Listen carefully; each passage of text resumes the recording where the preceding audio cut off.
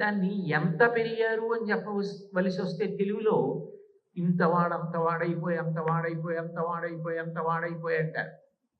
పోతన గారు అదే ప్రయోగం చేశారు.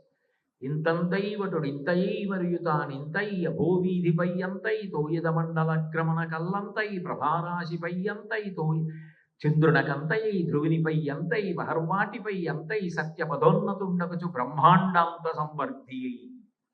ఇప్పుడు ఆయన పాదము వ్యాపకత్వాన్ని పొందింది. అది కొలిచేసింది. భూమి అంతా ఒక పాదం కిందకు వచ్చింది. ఆకాశం అంతా ఒక పాదం కిందకు వచ్చింది.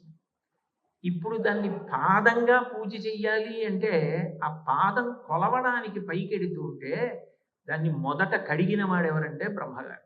ఎందుకు కడిగాడంటే తన పుట్టిల్లిది పొమ్మటంచునజుడు తన్నాభిపంకేరుహంబు నిరీక్షించి నటించి ఉన్నత పదంబుంగాంచి